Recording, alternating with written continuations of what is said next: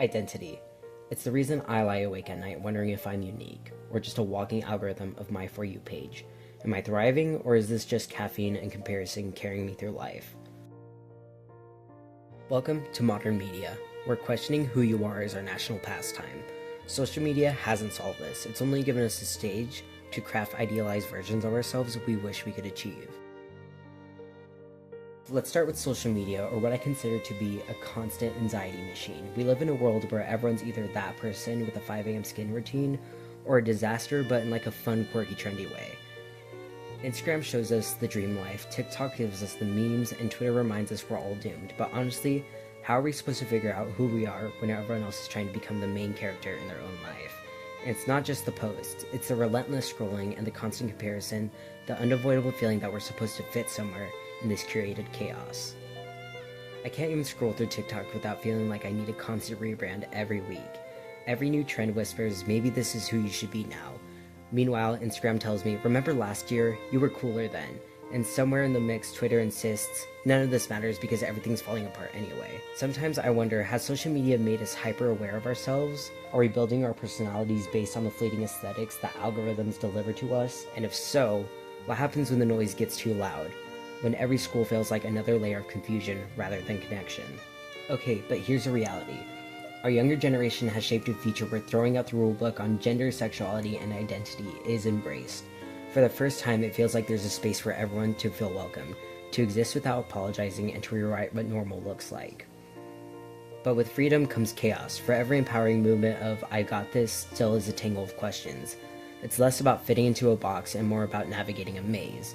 Do these feelings represent who I truly am, or are they influenced by everything I've absorbed online? It's an endless dance between self-discovery and second-guessing, and sometimes it feels like we're all just trying to figure out who we are as we go.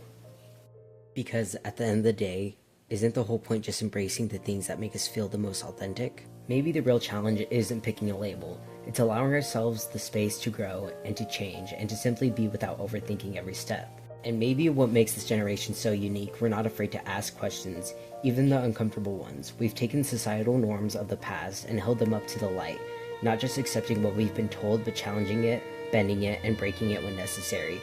It's messy, sure, but it's also really, really powerful. The buffet of labels isn't just overwhelming. It's an opportunity. It's a reminder that identity isn't a fixed destination, but a constantly evolving journey. In a world where everything feels so uncertain, maybe the only certainty we have is the freedom to explore and to redefine ourselves as often as we need to. It's like trying to load your plate at a buffet. Pile on too much and you're bound to drop something along the way. But at the same time, there's this undeniable energy, this drive to embrace the chaos and keep building something better, something more inclusive than ever before. Next up, belonging. This primal need where we need to find our people. But how do we even start when the world feels like this one big awkward group project?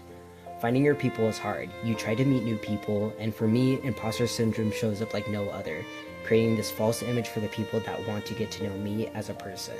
But here's the thing, when you do find your people, they don't just accept your chaos, they amplify your joy, support your dreams, and give you the space to grow in ways you didn't think were possible. And while finding your people can feel like navigating a labyrinth, it's also one of the most rewarding journeys we take. It's about those lucky moments of connection we shared, glances turned into jokes, and common interests spark lifelong bonds. Belonging isn't about perfection. It's about the messy, imperfect beauty of being accepted as you are. It builds a foundation for growth. It gives us strength to face challenges, the courage to take risks, and the reassurance that no matter what, someone is always in our corner. It's the little things, texts that say, "Are you okay?" and the laughter that leaves you in tears, that reminds us we're never truly alone. Sometimes belonging isn't found, it's created. It's those late nights spent building your own traditions, those shared victories that feel like celebrations, and those small moments of understanding that say, "You're home."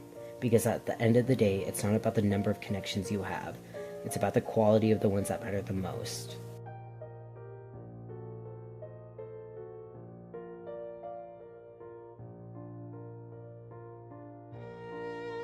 Identity isn't something you find, it's something you build slowly, chaotically, awkwardly, and beautifully. Probably while wearing sweatpants and eating snacks at 2 a.m., crying to sad hopecore content. And belonging, that starts with you. The moment you accept yourself, even the messy, awkward parts, you realize you've been the main character all along. So keep scrolling, keep memeing, and remember, you're not a mess, you're a masterpiece in progress.